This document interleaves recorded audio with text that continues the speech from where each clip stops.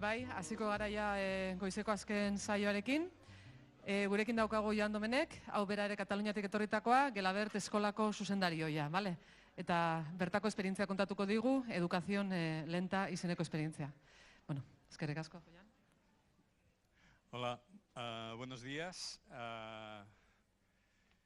Me da la impresión de que tendré que ir muy rápido y por lo tanto entrar en contradicción con lo que pretendo explicar.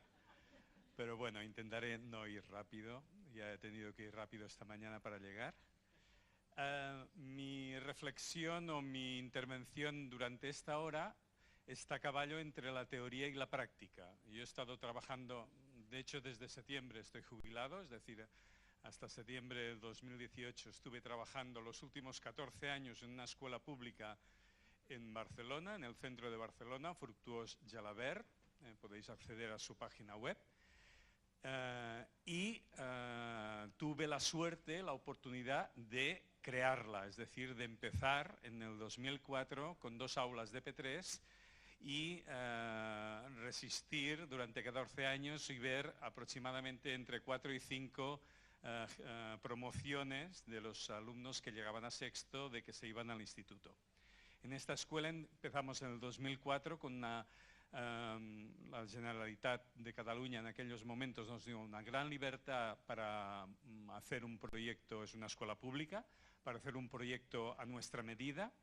Confiaba en los 4 profesores, los 4 maestros que empezamos en aquel septiembre del 2004 y desde el principio éramos 4 personas que veníamos con procedencias diferentes e intentamos tener un lema central que es el que todavía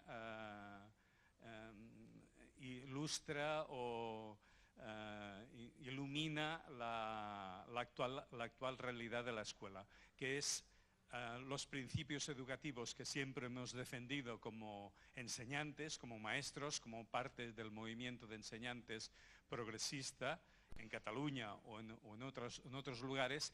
Vamos a ver si es posible hacerlos realidad. Este ha sido el lema desde el principio, por lo tanto todos éramos gente con experiencia, proveníamos desde las primeras escuelas de estiu de Rosa Sensat de los años 70 y 80 y por lo tanto habíamos mamado las primeras alternativas a la escuela pública. Creíamos fundamentalmente que nuestra labor tenía que desarrollarse en la escuela pública y hacer posible aquello que habíamos definido en nuestro imaginario educativo, una escuela pública, democrática, catalana, enraizada con su entorno, inclusiva, etcétera, coeducadora, etcétera, etcétera, etcétera. La dificultad era no definir estos principios, sino ver cuáles eran las dificultades en un contexto público para poderlas realizar. Mi reflexión sobre la educación lenta va paralela a estos 14 años de construcción del propio proyecto. Es decir, no hay antes una elaboración teórica sobre la lentitud en la educación y después hay una práctica, y no hay tampoco primero una práctica y después al final una elaboración teórica. Es decir, que mi reflexión durante estos años ha sido acompañada de la práctica diaria. He estado los 11 años haciendo de director y los últimos 3 años de tutor en las clases de ciclo superior. Situado el contexto, vamos el primer punto, que sería por qué hago esta reflexión sobre el tiempo y por qué me parece pertinente hacer esta reflexión, tomar la excusa de la reflexión sobre el tiempo para analizar cuál es el problema de la escuela o cuáles son los problemas de la escuela y cómo podemos orientar los proyectos en la actualidad en una escuela pública. La reflexión sobre el tiempo está clara y me parece que la compartiremos todo el mundo. Vivimos en una sociedad acelerada, vivimos en una sociedad en que la calidad se cuantifica enormemente y diariamente, una sociedad que tiene una idea del tiempo quizás muy lejana a la que vivieron nuestros padres, nuestros abuelos o las personas que vivieron en los inicios desde los inicios de la revolución industrial hasta los inicios de la última revolución tecnológica del conocimiento, digámosla como queráis. Esta sociedad piensa el tiempo con unas características muy singulares. El tiempo para nuestra sociedad es un tiempo fragmentado, en el cual a veces no hay ni pasado ni futuro, solamente es el instante preciso de las cosas que pasan. Un tiempo que está organizado hasta los límites mayores que pueda organizarse. Incluso yo diría que está colonizado, nuestro tiempo está colonizado, alguien lo organiza por nosotros. Es un tiempo acelerado en el cual todo tiene que suceder antes incluso de que se piense, y es un tiempo también fundamentalmente en que prima la cantidad sobre la calidad. Somos capaces de analizar y evaluar un acontecimiento por la cantidad de tiempo que dedicamos a él, más que por la calidad de lo que suceda en este acontecimiento. Esta percepción del tiempo contamina la escuela, contamina el sistema educativo. La escuela tiene la fragmentación del tiempo, se traduce en la fragmentación del saber. La fragmentación del saber en el sentido más clásico de las asignaturas, de nuestros horarios cotidianos, en los cuales somos capaces de inventarnos las horas de 45 minutos para meter allí las pastillas, las recetas, los contenidos disciplinares aislados unos de otros. Fragmentamos el tiempo, fragmentando el saber en la escuela. Aceleramos el tiempo también y queremos que los niños, los alumnos, los jóvenes sepan las cosas cuanto antes mejor. No nos damos cuenta que quizás esta idea de hacerlo todo cuanto antes mejor tiene otras consecuencias que en todo caso después analizaré. Los niños, los maestros de ciclo inicial exigen que los niños ya sepan leer y escribir. Los profesores de primero de secundaria siempre están puestas la mirada en los profesores de primaria que no han dado tal o cual contenido. Es decir, siempre estamos en este mismo bucle de aceleración constante de los contenidos que hay que dar. Es un tiempo también organizado y colonizado. La administración organiza el tiempo a través del número de horas que asigna cada asignatura, a través de los horarios generales. La inspección controla que los centros cumplan con la normativa oficial. Los directores y los equipos directivos organizan el tiempo de los maestros y al final los maestros organizamos el tiempo de los niños, aunque seamos capaces de decir que el niño tiene que implicarse en su aprendizaje, pero nosotros después decidimos cuándo, qué, cómo y de qué manera tiene que aprender y cómo tiene que funcionar las aulas. Por lo tanto, es un tiempo absolutamente vertical, organizado verticalmente, y utilizo esta palabra colonizado porque me parece que en el fondo hay una apropiación del tiempo que tiene que tener cada uno de los sectores, de los agentes de una comunidad educativa. Y es un tiempo también cuantitativo. Vosotros sabéis que cuando se discute sobre el currículum, se discute sobre la cantidad de horas de tal o cual asignatura.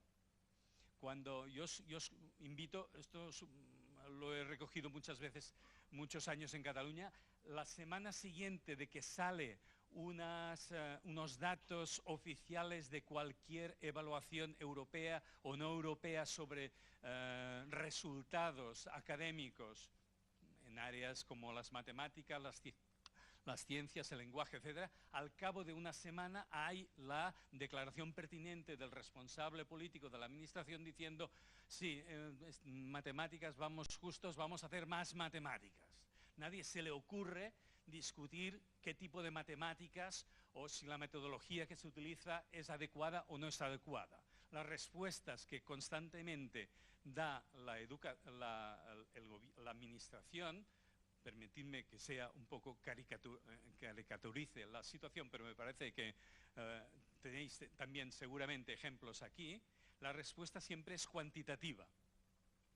Es decir, que esta idea del tiempo, el tiempo en el fondo es, con el espacio, es lo que da lugar a la escuela. Y por lo tanto, la reflexión sobre el tiempo y sobre cómo afecta este tiempo de la sociedad en la escuela nos puede permitir reflexionar sobre hacia dónde debe dirigirse nuestras prácticas y nuestras reflexiones para intentar superar, digamos, estas situaciones que en el fondo lo que producen son situaciones de fracaso, situaciones de fracaso en todos los sentidos, es decir, no solamente de fracaso de los alumnos, sino de fracaso del sistema, de fracaso de cualquier de estos principios que señalaba al empezar la charla. La escuela, en este sentido, tiene la obligación de pensar y reflexionar hacia dónde tiene que ir este tiempo educativo, que mi tesis o mi hipótesis es de que ha sido abducido, ha sido reconquistado por sectores ajenos a la escuela y que por lo tanto hay que recuperarlo. Voy a explicar en la segunda parte tres ideas para mí que son importantes para ver cómo abordamos esto en la escuela. La primera idea es que, en el fondo, los procesos de aprendizaje son lentos. No es una consigna, no es una moda. ¿Por qué digo que son? Os voy a poner dos ejemplos muy diferentes que provienen de dos campos absolutamente opuestos o complementarios, pero muy diferentes. El primero es los estudios que hizo Emmy Pichler sobre el desarrollo motriz de los niños de los 0 a los 18 meses. Emmy Pichler, que era una doctora austríaca que vivió en Hungría, en Budapest, fundó el Instituto LOXI, estudió la evolución de la motricidad en los niños de los 0 a los 18 meses. Sacó tres conclusiones. La primera, aunque el niño esté sobreestimulado, aprende a andar más o menos a la misma edad que los demás niños, que no están sobreestimulados. Ella tenía a cargo un orfanato después de la Segunda Guerra Mundial en Budapest y el ambiente que tenían los niños era un ambiente natural. Jardín, obstáculos naturales, etc. Decía, los niños que están sobreestimulados aprenden a andar igual. Segundo, hay una relación entre el desarrollo motriz y el desarrollo cognitivo. Cada vez que el niño hace un paso más adelante en sus fases, en su evolución motriz, evoluciona también cognitivamente, ¿no? Hasta llegar al final de esta primera etapa de evolución motriz a que es capaz de saber que allí hay una puerta y que aunque no la pueda tocar sabe que existe. Este proceso de una gran complejidad va paralelo en todo este periodo de tiempo de los 0 a los 18 meses. La tercera conclusión para mí es la más significativa para lo que estamos hablando. Ella nos dice, cuando un niño de estas edades se salta una fase en el desarrollo motriz, ella habla de hay peligro de accidente. Y hay peligro de accidente no motriz, sino cognitivo. Es decir, los niños, por ejemplo, que ahora no gatean, después pueden tener algún tipo de dificultad. Están estudiando, en los momentos que Emmy Pichler hizo sus estudios eran todo intuiciones y registros muy cuantitativos y muy sencillos. En estos momentos la suerte que tenemos es que la neurociencia nos da resultados mucho más científicos, muchas más evidencias a estas intuiciones que ella tuvo, ¿no? ¿Cuántas veces nosotros hemos visto que procesos de aprendizaje de los niños en áreas como puede ser la matemática, el lenguaje o en otras áreas, nos hemos saltado fases para acelerar estos procesos y el resultado ha sido estos accidentes educativos o accidentes en el aprendizaje? Hay otro ejemplo que voy a citar así muy deprisa, que es un ejemplo que utiliza mucho José Antonio Marina en un libro que se llama La magia de leer, que estudia cómo los adolescentes europeos que qué idea tienen de la lectura y cómo aprecian la lectura o no, ¿no? La primera paradoja que señala es que los alumnos de los países nórdicos, que son los que empiezan a leer y escribir a los 7 años, son mucho mejor lectores cuando llegan a la adolescencia que países más latinos que empezamos a aprender a leer y escribir en edades mucho más tempranas. Y él dice, el aprendizaje de la lectura y la escritura es un proceso lento, no podemos hacerlo rápidamente. Y además, de una forma más tradicional, se había sobre todo valorado la velocidad de la lectura, ¿no? Todos los que hemos estado con niños de ciclo inicial, de finales de parvular, de educación infantil, nos hemos dado cuenta de que hay muchos niños que leen muy deprisa y no se enteran de lo que leen, y en cambio niños que leen mucho más despacio y tienen un nivel de comprensión mucho mayor. Por lo tanto, la primera idea es los aprendizajes son lentos, ¿no? Y los aprendizajes son lentos porque necesitan un tiempo que no podemos ni acelerar, ni condensar, ni comprimir. Os voy a explicar una anécdota. Los griegos tienen, seguramente lo conoceréis, en la mitología griega hay 2 o 3 dioses que hablan del tiempo. El más conocido es Cronos, ¿no? Cronos, para los griegos, es el tiempo que duran los acontecimientos. Esta conferencia dura 1 hora y si no, a las 2 menos 10 me empezarán a decir cosas. Es decir, este es el tiempo cronológico de esta conferencia, ¿no? Pero tienen otro dios para hablar del tiempo, que es Kairos. Kairos es un dios que también habla del tiempo, del mismo tiempo, pero desde una perspectiva con una mirada diferente. Kairos está mucho más relacionado con los ciclos naturales, los ciclos de la naturaleza.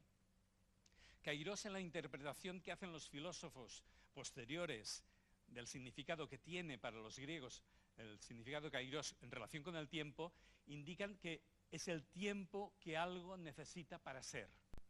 Es el tiempo que algo necesita para desarrollarse, sea un proceso madurativo de una planta, de un tomate, ¿no? Ahora estamos acostumbrados a comer tomates fuera de tiempo, pero sin gusto, sin olor, etcétera, ¿no?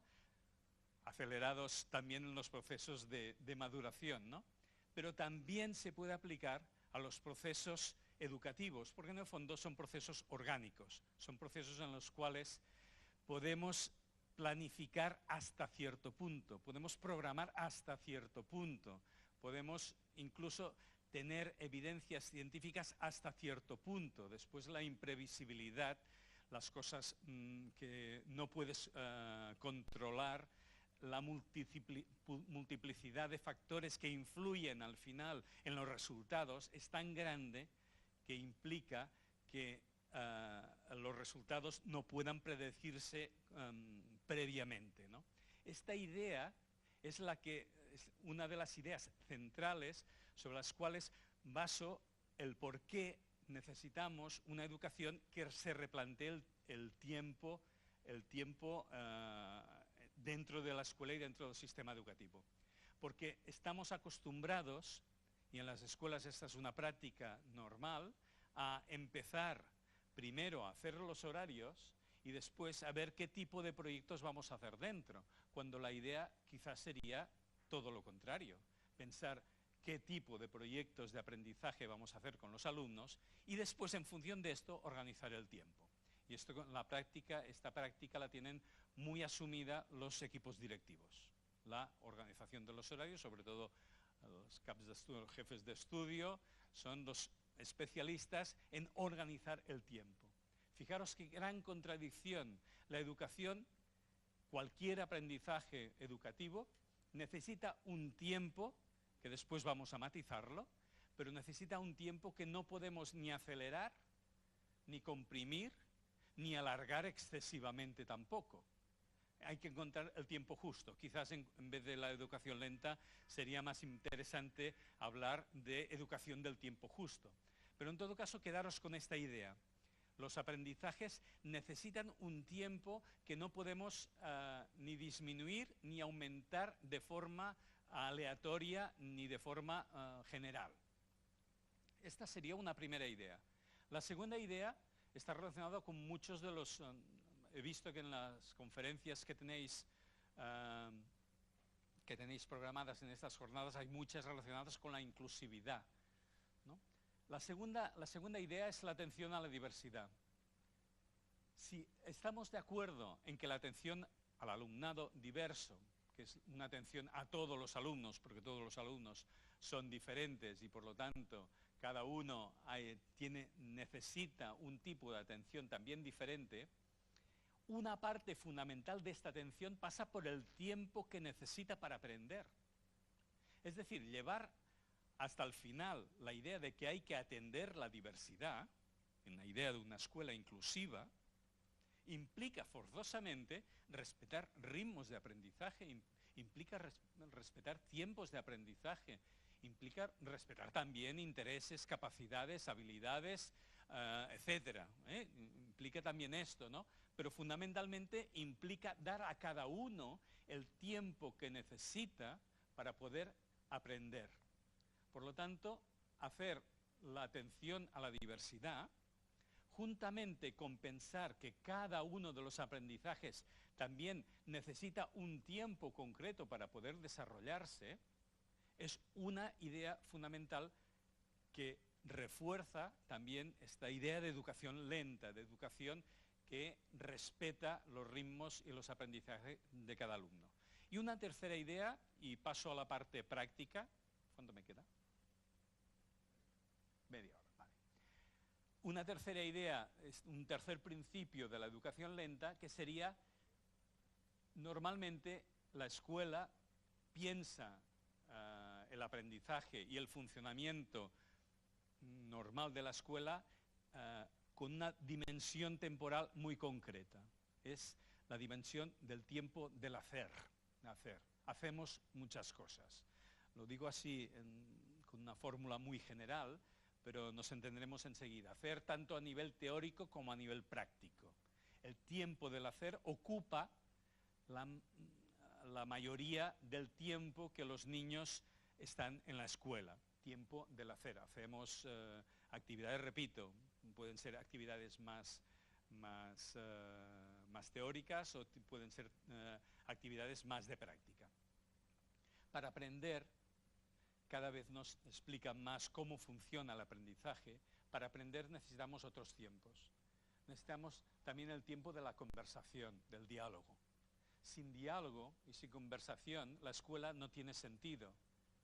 Los niños aprenden de uno en uno, pero en un contexto social del aula. Por lo tanto, y ahora ya nos lo podemos preguntar, ¿cuánto tiempo en el aula destinamos a la conversación, al diálogo? Quizás en las etapas más infantiles o de primaria incluso, quizás más, pero como a medida que los niños y los alumnos van creciendo en edad, este tiempo de la conversación va reduciéndose. Y en la conversación es básica para aprender, porque en la conversación yo tengo que poner mis ideas sobre la mesa, o sobre el ágora, y tengo que poner la escucha, tengo que aprender a escuchar y tengo que aprender a modificar mi pensamiento a partir del pensamiento de los otros. Pero necesitamos también un tiempo para aplicar, y esto ya nos lo vienen diciendo también desde hace tiempo, ¿no? En los criterios de buscar, por ejemplo, mecanismos de evaluación que no sea la repetición de aquello que han trabajado antes, ¿no?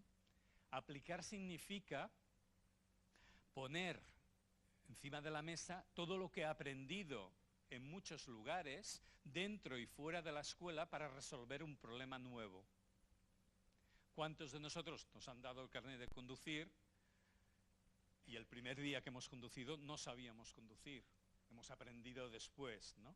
Porque aunque fuera práctica nuestro aprendizaje, necesitamos mucha más práctica, necesitamos mucho más enfrentarnos a situaciones nuevas y no previstas para aprender, para tener más experiencia para resolver estos problemas.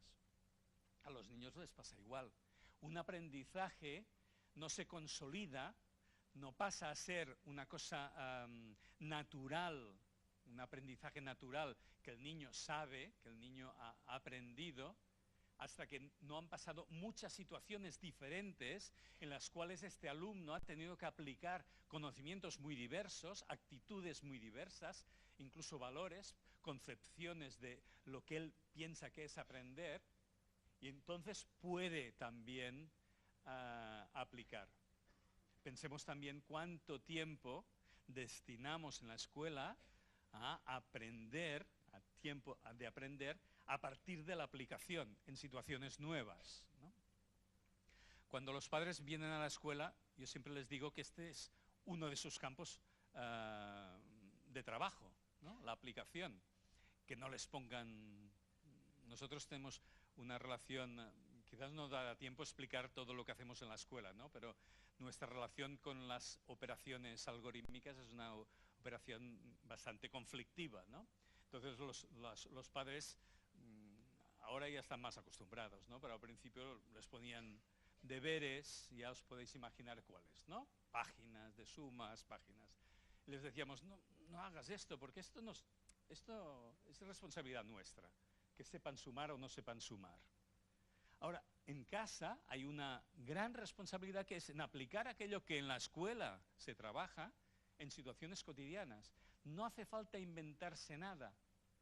La vida cotidiana en las familias está llena de situaciones en las que el niño, desde muy temprana edad hasta que es adolescente, puede aplicar aquellos conceptos que en la escuela trabaja de una forma más sistemática, más profesional, más académica, decirle como queráis, ¿no?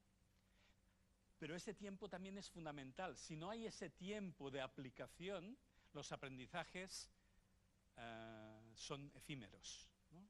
Si aprendo una cosa, la estudio, la aprendo, me la sé, incluso soy capaz de contestar en un examen y la olvido, ¿no? Esta idea, me parece que todos hemos convivido muchas veces con esta idea pervertida de lo que es el acto de aprender.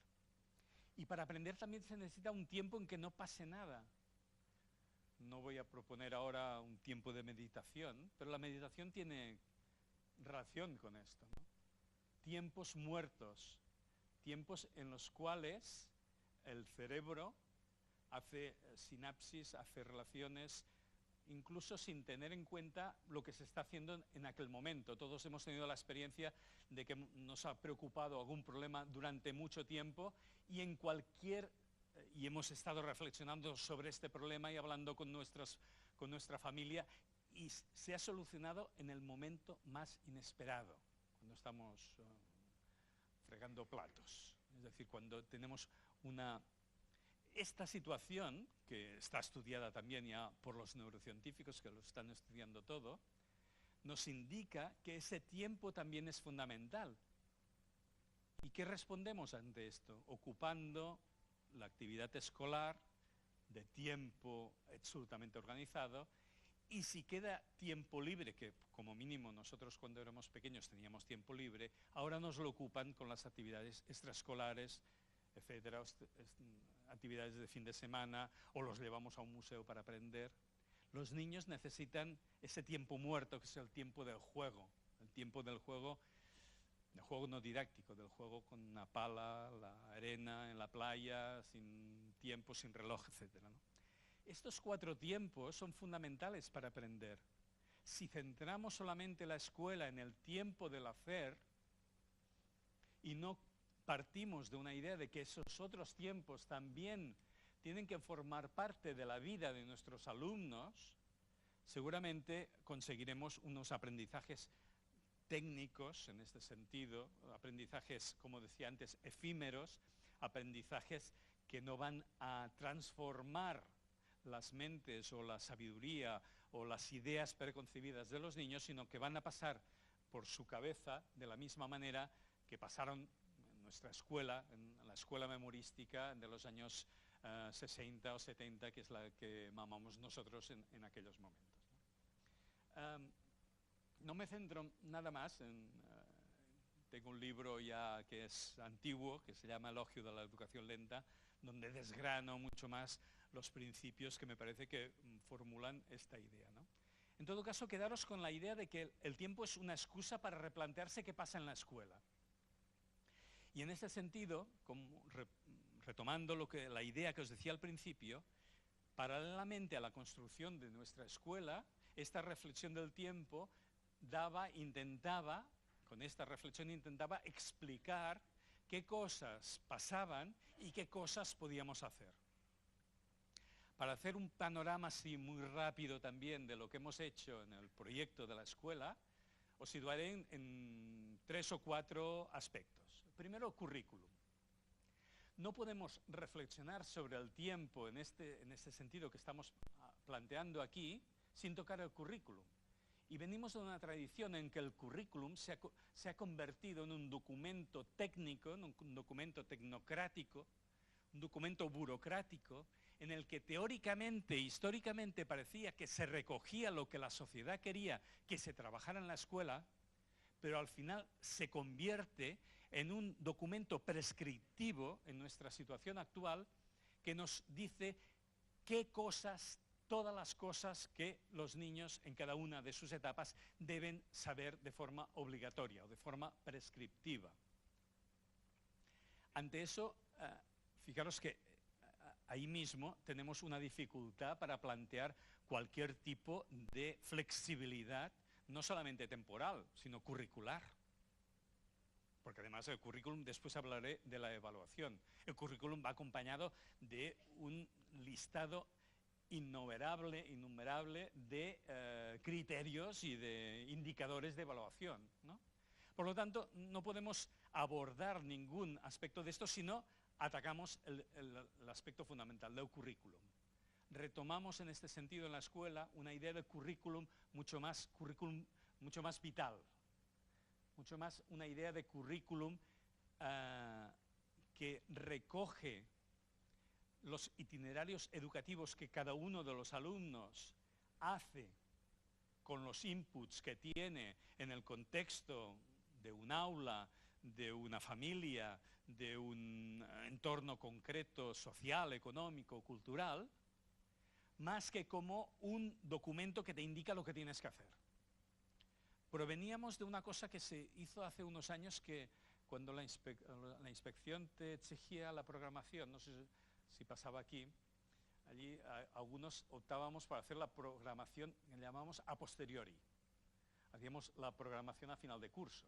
No sé si esto era una práctica por aquí, pero personas que estábamos trabajando hace años allí, trabajamos con esta idea, ¿no? Hacemos la programación no antes, sino después, ¿no? Pues un poco sería esto. Sería la idea de currículum es lo que pasa en el aula. ¿Por qué todavía nos preguntamos si esto entra o no entra? Hemos tenido nosotros en Cataluña un debate los 2 últimos años brutal, ya sé que se utiliza esta palabra, sobre el tema de lo que se puede hablar y lo que no se puede hablar. Currículum, la escuela no tiene que estar abierta al mundo, como nos acaba de explicar Evaristo con la tecnología, pues de la misma manera tiene que estar abierta a cualquier conflicto, y esos conflictos tienen que entrar en el aula, y entran de forma natural. Y todavía los maestros nos estamos preguntando, ¿esto entra? ¿En dónde entra? ¿En qué apartado entra esto? Te traen una noticia, debatimos sobre una noticia. Ayer estaba en una presentación, una experiencia para trabajar los medios de comunicación. Y las discusiones que tuvimos al principio para saber en qué apartado del currículum lo poníamos. Claro, si trabajas sobre los medios de comunicación y haces análisis crítico de los medios de comunicación, ¿dónde lo pones? Hace unos años también nos pasaba, hacíamos talleres interdisciplinares y después venía, bueno, pero esto, ¿cuánto computa? ¿Cuántas horas computa en lengua? ¿Cuántas horas computa en matemáticas? ¿Cuántas en conocimiento del medio?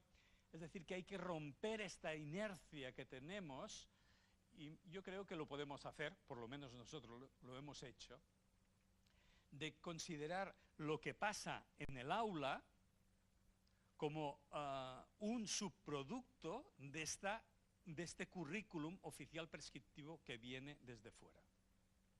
Por lo tanto, la primera cosa que hicimos, queda como lema, convertir o pensar el currículum prescriptivo como orientativo. Decimos, sí, lo tenemos en cuenta, pero después el aula es rica, el aula es viva, las aulas son lugares en los que interaccionan diferentes intereses, intereses de los niños de aquello que quieren aprender, intereses de los maestros y los profesores de aquello que creen que deben aprender. Y ahí hay un diálogo permanente que es lo que da riqueza a la estructura del aula y a lo que pasa en el aula, a las experiencias educativas de lo que pasa en el aula.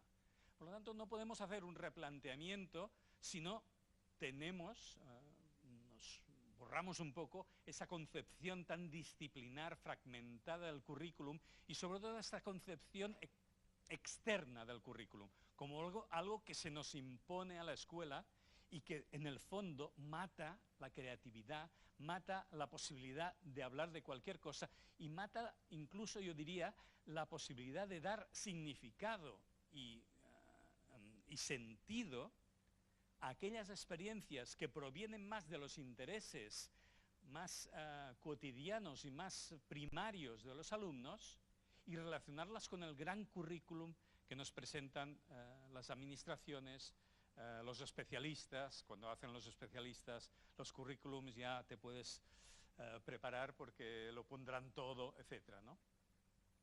No hay ningún análisis que no dé como resultado que haciéndolo así, creando el currículum a partir de aquello que sucede en el aula, te olvides de alguna cosa esencial. Y para eso ya vendrá otra cuestión que hablaré después, ¿no? Por lo tanto, primero, hablar de currículum y dar la vuelta al currículum, sobre todo desde un punto de vista cultural, ¿no? Esta es una necesidad para mí fundamental. La segunda es dar la vuelta a la evaluación. Pondré un par de ejemplos que últimamente me están rebotando mucho, ¿no? De la necesidad. Todo el mundo sabe que hay dos maneras de entender la evaluación, ¿no? La evaluación como clasificación, selección, cuantificación, etcétera, ¿no? Llegar al nivel, no llegar al nivel, etcétera, ¿no? Que tiene unos resultados en forma de notas. Y hay una evaluación de la cual hablan muchos pedagogos y muchas personas, que es una evaluación en el sentido de que forma parte del mismo aprendizaje, ¿no? La evaluación como una idea de autoconocimiento, ¿no? De proceso en el cual los niños aprenden también a conocerse a sí mismos, se conocen mejor, conocen sus potencialidades, sus habilidades, sus debilidades. Los maestros los conocen mejor y por lo tanto la evaluación se convierte en un proceso de ayuda, en un contexto en el cual, si hay las condiciones normales, todo el mundo aprende. Una paradoja. Estamos acostumbrados a decir que el error es un medio para el aprendizaje, que no pasa nada por equivocarnos. ¿Por qué si no pasa nada con la equivocación y podemos hacer estos análisis de que los errores precisamente son procesos que indican cómo se puede aprender y sin error no hay proceso de aprendizaje? ¿Cómo somos capaces después de sancionar un error con un insuficiente? No tiene ningún sentido. Precisamente tendríamos que poner todo lo contrario, ¿no? Te equivocas mucho, por lo tanto, estás aprendiendo, ¿no? Si vamos a juzgar, si vamos a evaluar, si vamos a valorar un proceso educativo que seguramente será diferente, en todo caso después entraré en cada uno de nuestros alumnos, debemos hacerlo en función precisamente de ese proceso, no en función de un nivel que nosotros consideramos fundamental o básico o mínimo o medio, es igual. Hace unos años vino un inspector a mi escuela, a la escuela que estaba trabajando, y decía, bueno, ¿ya trabajáis para el alumno medio? El alumno medio es una entelequia, no existe, ¿no? Ya lo sabéis. Hay 25, 26, 30, 20 alumnos diferentes y cada uno es diferente en algunas cosas concretas, ¿no? Otro ejemplo de la evaluación. Ahora está de moda las rúbricas, Las rúbricas seguramente habéis utilizado. Las rúbricas es un mecanismo de una gran potencia, ¿no? Pero si cumple dos requisitos. Uno, este es voluntario, pero es un requisito que da mucho valor a las rúbricas, que esté elaborado conjuntamente por los alumnos y por el profesor. Es decir, que no sea una rúbrica que yo me pienso y después la aplico. Entonces, eso es un cuestionario de autoevaluación, pero no es una rúbrica. La rúbrica tiene sentido porque refleja la discusión. Cuando trabajamos nosotros rúbricas en la escuela, es un reflejo de la discusión que ha habido en un nivel, en un aula, para analizar cómo podemos señalar los procesos de aprendizaje en un aspecto concreto, ya sea la participación, ya sea la expresión oral, ya sea la resolución de problemas, o ya sea lo que queráis, es igual, o la competencia digital, o cualquier aspecto. Tiene sentido en tanto que lo trabajas con los alumnos y por lo tanto las rúbricas representan en forma de lenguaje, de un lenguaje dialogado, conversado y consensuado entre profesor y alumnos, aquello que la clase, el grupo clase, intenta plasmar como proceso de aprendizaje. Pero en las rúbricas hay una cosa muy interesante que podéis observar y que os invito a analizar con las rúbricas de vuestro centro o con rúbricas que encontréis en otro sitio. ¿Qué ponemos en el nivel de experto? Sabéis que las rúbricas tienen Nobel, no sé qué terminología utilizáis aquí, me salen en catalán y no sé si las traduce Nobel, aprendiz, avanzado y experto. Allí el rango es este, ¿no? Si no somos capaces de entender que estos no son rangos cuantitativos, sino cualitativos, entenderemos que el experto es el que sabe más. Pues no, el experto no es el que sabe más. El que sabe más puede ser el avanzado. El experto es el que ayuda a los otros a saber. Ese es el experto. Fijaros que este cambio de matiz da una idea diferente, ahonda mucho más, una idea de la evaluación mucho más cualitativa. Las culturas de la escuela funcionan como funcionan, podemos tener en la cabeza que queremos hacer una evaluación mucho más cualitativa, pero nos cuesta mucho avanzar precisamente en procesos que sean precisamente cualitativos.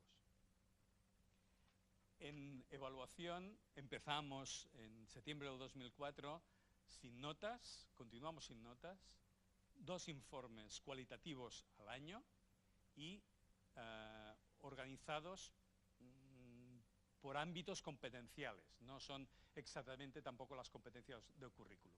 E intentamos explicar en estos informes, y continúan haciéndose desde P3 hasta sexto, intentamos explicar los procesos, las dificultades, los avances que hacen cada uno de los alumnos en cada una de las áreas más o menos competenciales que tenemos distribuidas, así para orientarte un poco, ¿no? Y lo hemos hecho y se ha podido hacer, y con la inspección diciendo que tendríamos que poner notas y poniendo notas oficiales en los expedientes administrativos, con los programas estos tan fantásticos que te envían, los aplicativos, estos que te... Pero de cara a las familias hacemos esto y de cara a los maestros también. Es decir, las sesiones de evaluación no son sesiones de cantar la nota, de decir a qué nivel están cada uno, sino de analizar precisamente esos procesos y ver qué decisiones se toman en cada uno de los alumnos que lo necesitan, etc.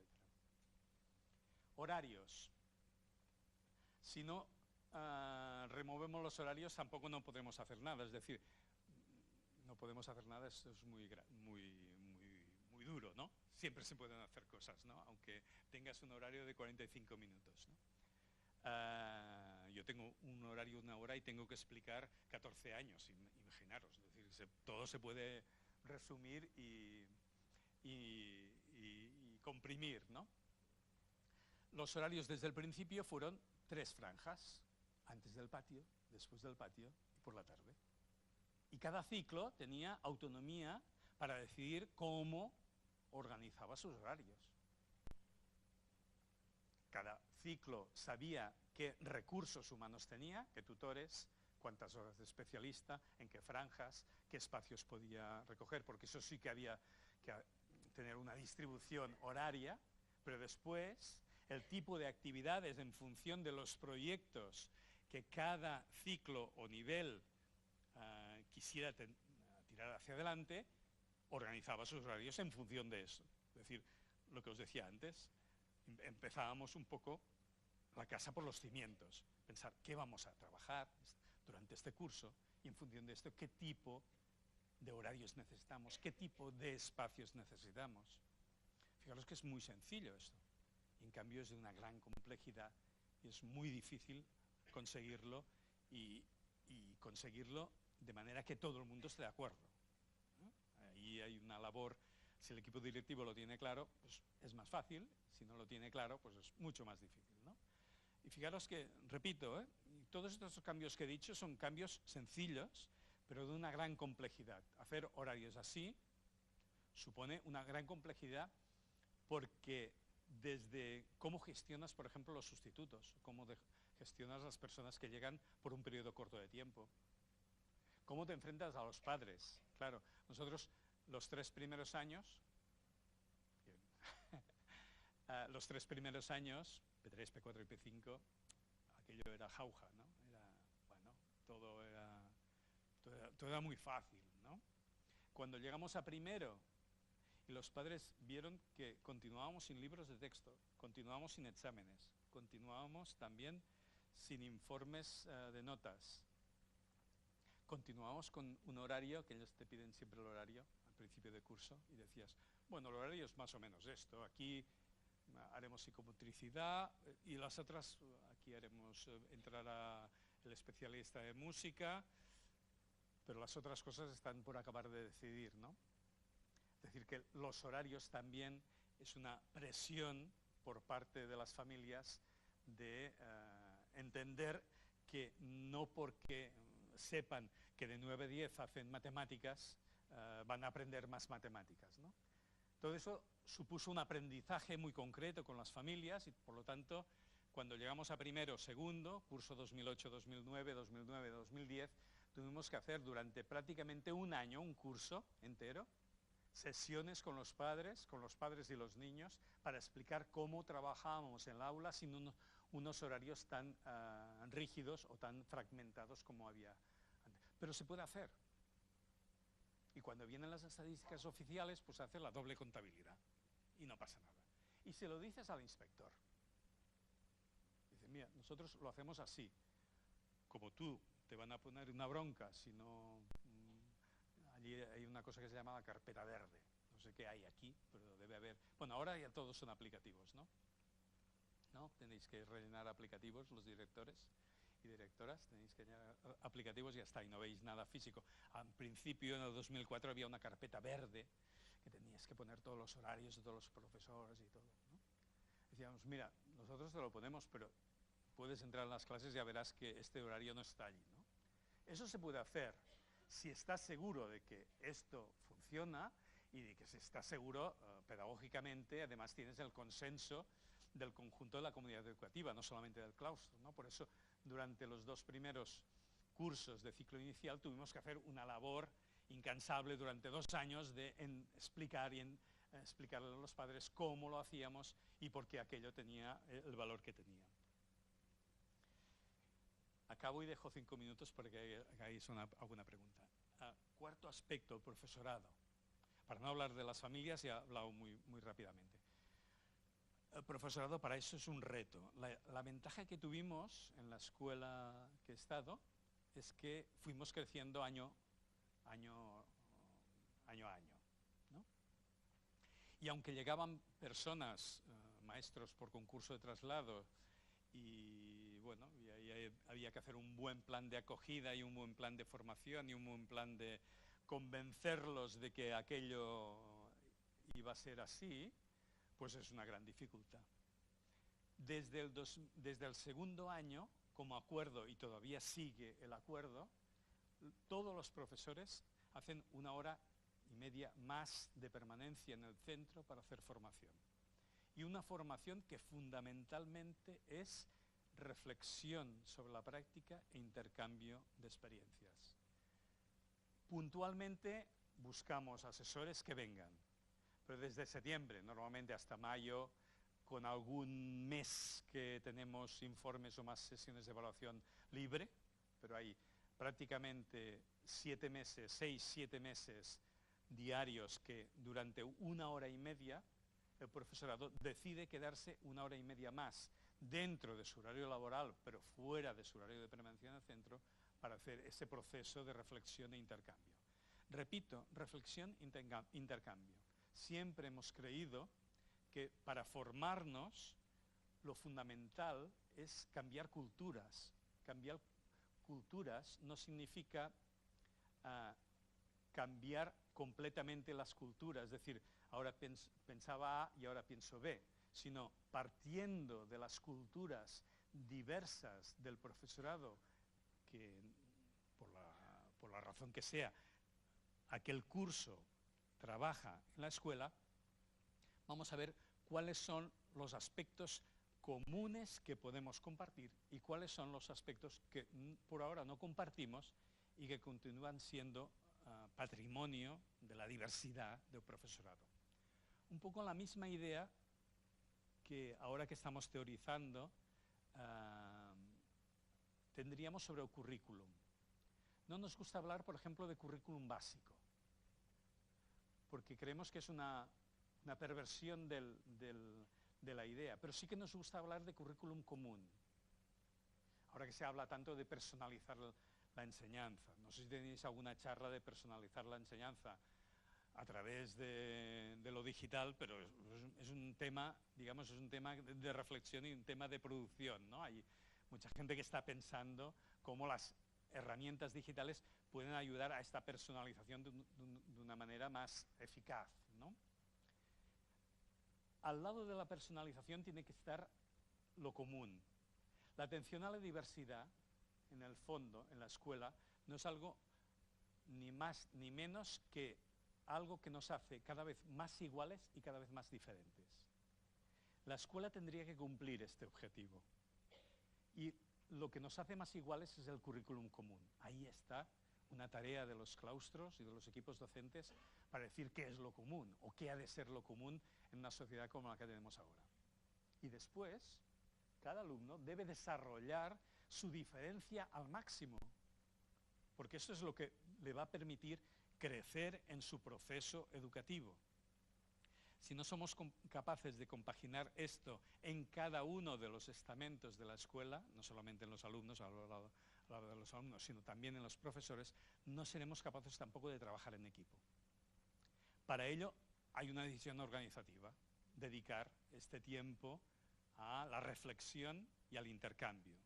La reflexión y el intercambio quiere decir, por ejemplo, o formación incluso más de puesta al día.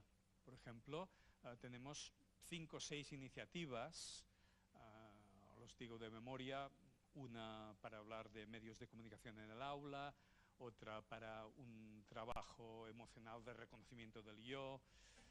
Me falla la memoria, este año solo voy una mañana a la escuela y ya te vas olvidando las cosas. Pero hay 4 o 5 programas verticales, que hay un proyecto de psicomotricidad de P3 a segundo que después continúa con un proyecto de teatro para trabajar todo lo que es lenguaje corporal, expresión corporal. Bien, cuando llegan los maestros nuevos, este año ha habido 8 de una plantilla de 31, 8 nuevos, es decir, 8 personas que han llegado nuevas en septiembre. Debemos hacer unas sesiones de puesta al día y por lo tanto serían de formación casi inicial, ¿no? Pero a partir, al margen de esto, o explicarles cómo funciona la evaluación en la escuela o cómo funciona cualquier de estos programas que estamos trabajando. A partir de ahí, las sesiones se convierten en profundizar en cada uno de los aspectos curriculares que tenemos entre manos, ¿no? Cuando iniciamos nuestra experiencia, en 2004, empezamos a trabajar lo que se llamaba trabajo por proyectos, ¿no? Todo el mundo ahora habla, en aquel momento en Barcelona éramos bichos un poco raros, lo que hacíamos, pero ahora ya no somos tan raros, ¿no? De los primeros documentos que yo recuerde de cómo hacíamos los proyectos en infantil en el 2004 a los proyectos que se están haciendo ahora, no es que no tenga nada que ver, porque yo creo que hay una misma esencia, pero las cosas han cambiado mucho, ¿no? Sin ese proceso de reflexión y de reflexión sobre la práctica constante, esto no hubiera podido cambiarse. Un minuto. Acabo aquí. Si hay alguna pregunta, es que me sabe mal hablar y que estéis ahí muy callados, muy atentos, pero no sé si queréis hacer alguna pregunta, incluso después la podemos, aunque se acabe el tiempo, la podemos continuar hablando. Antes lo hablaba con Xavier, me parece, la posibilidad de venir a la escuela, es decir, que si os animáis, la escuela hace 2 o 3 veces al año, hace jornadas de puertas abiertas para maestros, cada año hay mucha gente que viene, podéis ir allí, estar toda una mañana en la escuela y visitarla toda, y visitar también la página web, y en la página web o preguntarme ahora si queréis alguna cosa. Lo dejo aquí. Galderaren bat badago, galdera bat egiteko denbora daukagu. Galderaren bat. Tiene ganas de comer. Bueno, eskerrik asko, bai, orain badakizue bazkaltzeko tartea eta 3:30 bueltan. Eskerrik asko.